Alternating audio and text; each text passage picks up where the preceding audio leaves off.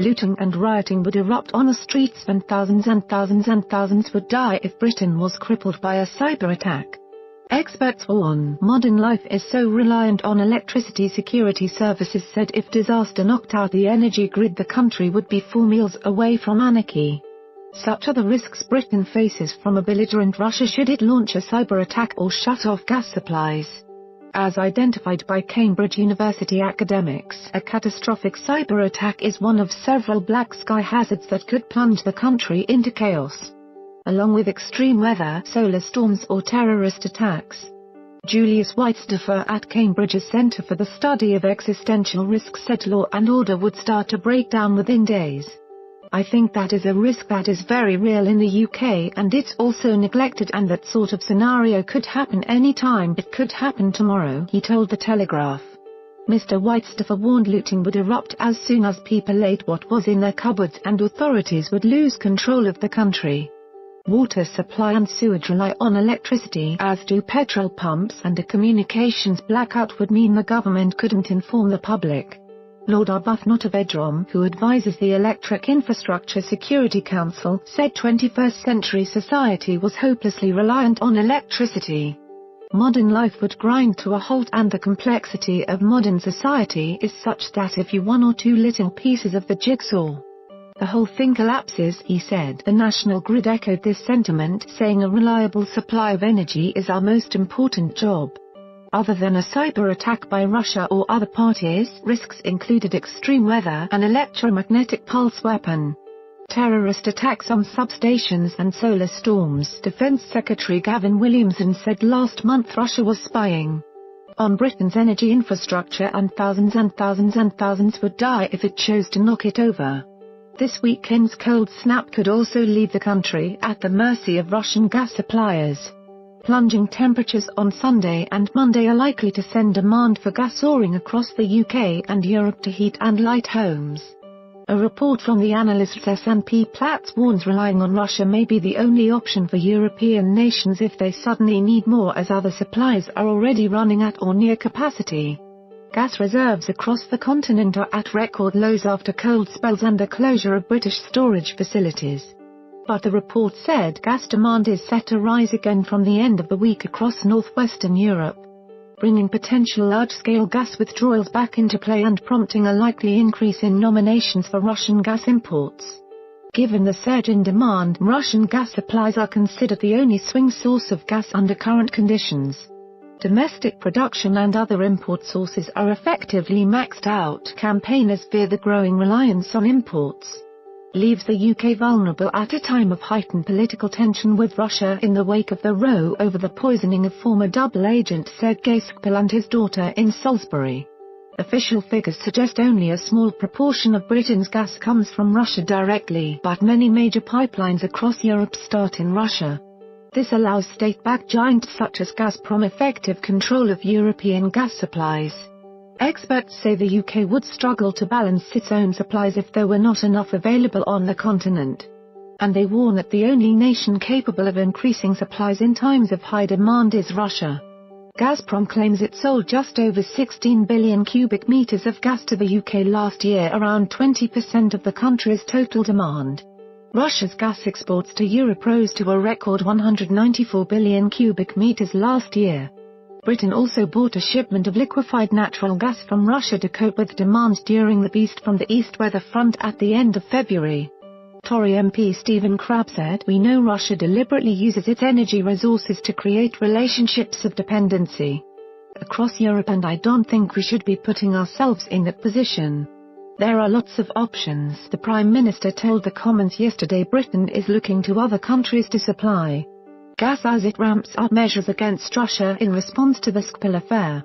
The UK has become far more reliant on imports in recent years due to the dwindling supply of gas from the North Sea and the closure last year of the Rough storage facility, which at its peak accounted for 70% of the UK's gas storage. Mike Foster of the industry body the Energy and Utilities Alliance said, "If we have greater levels of imports, there is always some vulnerability and the risk is greater from events. This is one of those positions where there is an event and the situation could degenerate to the position where Russia does look to reduce the amount of gas it supplies to the West." It loses money if it does, but as a retaliatory measure it's conceivable. Tim Roark of the GMB Union said, "There is a real danger here. We need a serious strategy and investment in UK energy to make sure we can stand on our own 2 feet." The Department for Business, Energy and Industrial Strategy said Britain benefits from highly diverse and flexible sources of gas supply. "We estimate less than 1% of our gas comes from Russia and are in no way reliant on it." The fears over Britain's reliance on Russian gas come as Theresa May, with the backing of the UN, vowed a raft of punitive measures against Russia. Speaking to MPs, Mrs May yesterday gave Russia's undeclared intelligence agents a week to leave the UK in the biggest banishment of diplomats in a generation.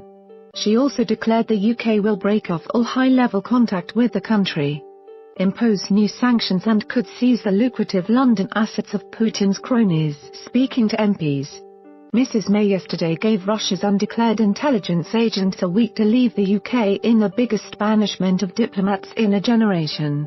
She also declared the UK will break off all high-level contact with the country, impose new sanctions and could seize the lucrative London assets of Putin's cronies. But Russia's reaction raises the prospect of a tit-for-tat escalation from the Russians.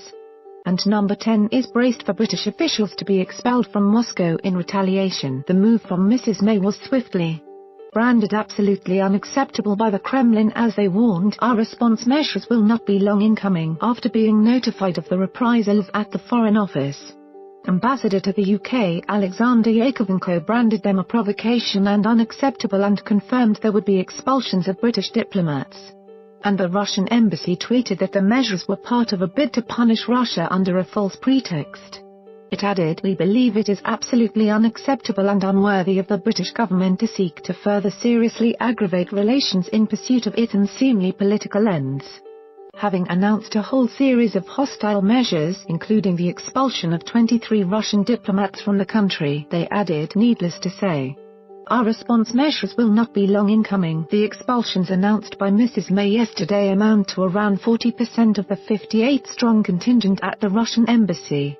And it is the biggest expulsion of Russian diplomats since 1971, when Ted Heath kicked 90 out of the country after uncovering a massive spy ring. By contrast, just 4 diplomats were expelled following the murder of Alexander Litvinenko in 2006. All high-level contacts with Russia will be frozen, with ministers and the royal family boycotting the Football World Cup in the country this summer. In an apparent reference to the activities of Russian oligarchs, Mrs May said there would be tighter checks on those coming to the country. She said there could be no place for corruption in the UK and the authorities would freeze Russian state assets wherever we have the evidence that they may be used to threaten the life or property of UK nationals or residents. Checks on private flights and freight traffic will be stepped up to detect and track those who could endanger the security of the UK. Mrs May told MPs, led by the National Crime Agency, "We will continue to bring all the capabilities of UK law enforcement to bear against serious criminals and corrupt elites. There is no place for these people or their money in our country." She went on, "We will also table a government amendment to the sanctions bill to strengthen our powers to impose sanctions in response to the violation of human rights. In doing so we will play our part in the international effort to punish those responsible for the sorts of abuses suffered by Sergei Mansky." Mr. Mansky was a Russian human rights lawyer who was imprisoned after exposing corruption, beaten up in jail and eventually died in custody. Calling out Mr. Putin by name, Mrs. May said, "Many of us looked at a post-Soviet Russia with hope. We wanted a better relationship, and it is tragic that President Putin has chosen to act in this way. But we will not tolerate the threat to life of British people and others on British soil from the Russian government. Nor will we tolerate such a flagrant breach of Russia's international obligations." Where the freaks at?